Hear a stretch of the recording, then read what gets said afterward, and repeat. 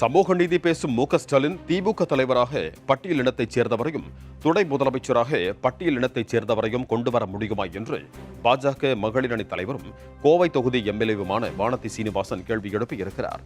சிதம்பரம் மக்களவைத் தொகுதியில் போட்டியிடும் பாஜக வேட்பாளர் கார்த்தியாயனியை ஆதரித்து வானதி சீனிவாசன் வாக்கு சேகரிப்பில் ஈடுபட்டார். அப்போது செய்தியாளர்களுக்கு பேட்டியளித்த அவர், நாடாளுமன்ற உறுப்பினர் திருமாவளவன் தொகுதியின் முன்னேற்றத்திற்காக எதுவும் செய்யவில்லை என்று குற்றம் சாட்டினார்.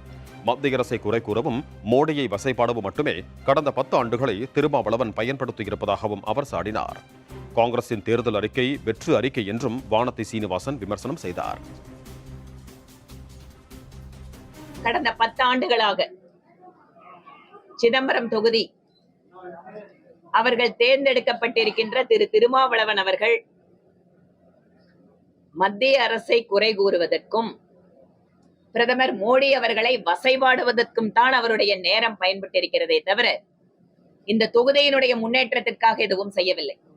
அதனால காங்கிரஸ் கட்சி தேர்தல் அறிக்கை என்பது எப்போதும் ஆட்சிக்கு வர முடியாத காங்கிரஸ் கட்சியினுடைய ஒரு வெற்று அறிக்கை.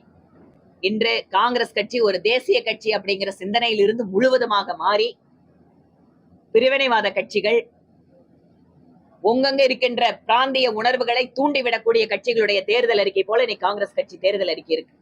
இது ஒரு தேசிய கட்சியோட தேர்தல் அறிக்கையா?